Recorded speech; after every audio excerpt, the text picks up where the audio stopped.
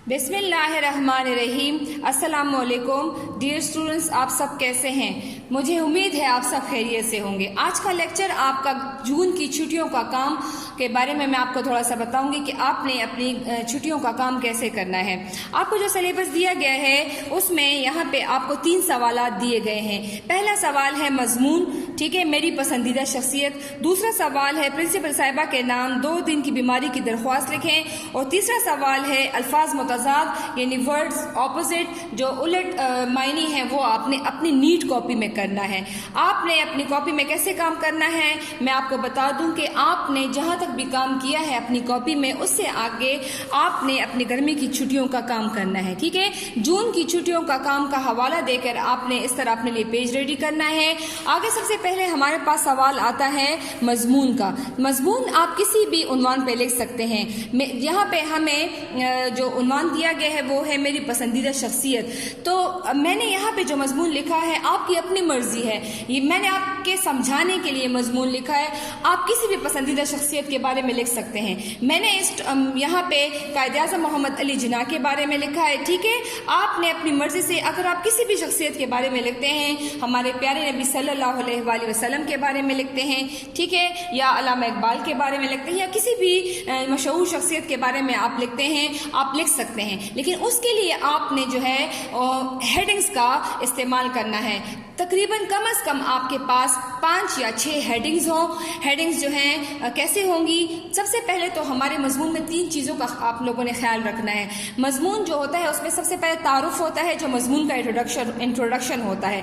फिर उसके बाद नफ्स मजमून होता है जिसमें जो मेन उन्वान होता है उसको थोड़ा सा हम बयान करते हैं। और हमारा आखिरी जो टॉपिक होता है वो है खात्मा। सारे मजमून का निचोड़ जो कुछ हमने लिखा होता है वो खात्मे में हम लिखते हैं। हमारे पास जो मजमून है मेरी पसंदीदा शख्सियत, पहले मैंने थोड़ा सा तारुफ लिखा है कायद-ए-आज़म का कि वो कहाँ पैदा हुए थे, उनके वालिद क्या करते थे, उनके वालिद का नाम क्या था।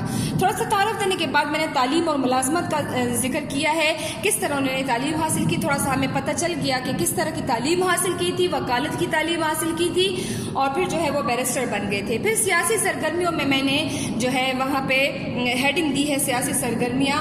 उसमें हमने कांग्रेस का हवाला दिया है कि कांग्रेस की जमात में शामिल थे, लेकिन उसके बाद जब कांग्रेस में देखा कि वो जो है मुसलमानों के खिलाफ काम करती है तो आपने जो है मुस्लिम लीग की बुनियाद डाली। थोड़ा सा सियासी सरगर्मियों का जिक्र किया है मैंने।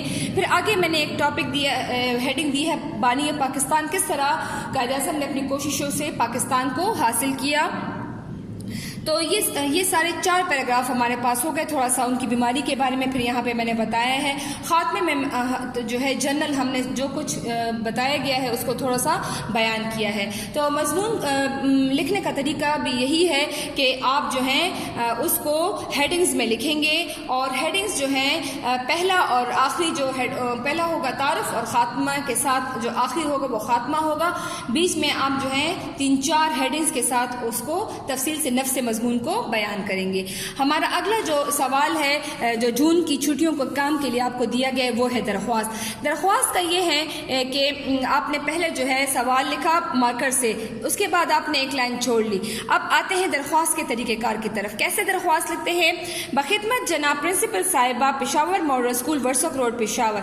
जिस तरह मैंने लिखा है 1 फिंगर गैप से ये लिखा जाता है और इसी तरह लिखा जाता है प्रिंसिपल साहिबा के नीचे पेशावर मॉडल स्कूल और वर्सोक रोड पेशावर।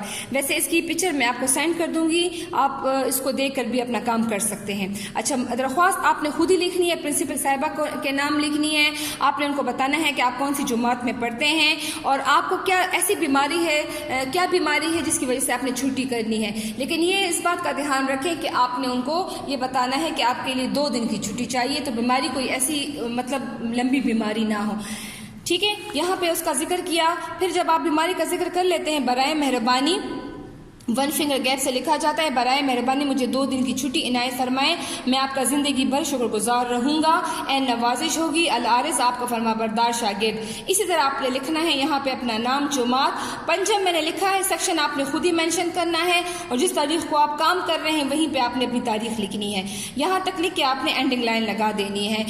इसी पैटर्न को फॉलो करना है और जो भी बीमारी आप लिखेंगी वो आपकी जो है वो बीमारी आपकी 2 दिन की जो है छुट्टी की होगी। ठीक है, यही तरीक़ाकार है। आपने मार्कर का इस्तेमाल करना है और ब्लू पेन का।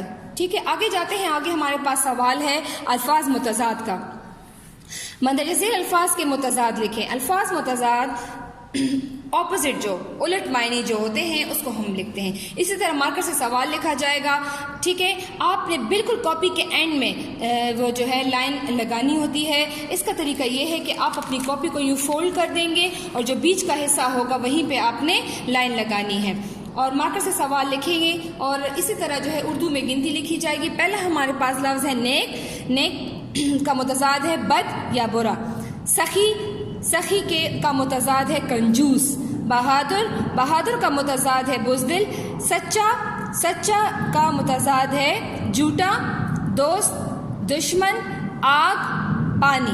आपने इसके ऑपोजिट जो है मायने लिखने हैं। इसी तरह आपने जो है जो अल्फाज है वो मार्कर से लिखेंगे और पेंसिल से उसको अंडरलाइन करेंगे और यहाँ पे आपने अपने पेन से जो है वो अल्फाज लिखने हैं। अपनी छुट्टियों का काम आपने जो है नीट कॉपी में करना है और आपने जिस तरह आपको काम समझाया गया है आपने ब्लू मार्कर का इस्तेमाल करना है और साथ में पेंसिल का। शेडिंग वगैरह आप कर सकते हैं, आपको नज़र आ रहा है, थोड़ी सी शेडिंग कर सकते हैं अपनी कॉपी को खूबसूरत बनाने के लिए। और आपको मैं ये भी बता दूं कि आपका जो टास्क है आपने नीट कॉपी में ही करना है और आपने अपना काम जो है बहुत खूबसूरती से करना है। ठीक है, पेंसिल से आपने लाइनें लगानी है, एंडिंग लाइन का भी आपने ख्याल करना है। मुझे उम्मीद है कि आपको जो इंस्ट्रक्शन दी जा रही हैं आप उसी को फॉलो करेंगे और अपना काम बहुत नीट करेंगे। ओके जी, अपना ख्याल रखें। अल्लाह हाफिज़।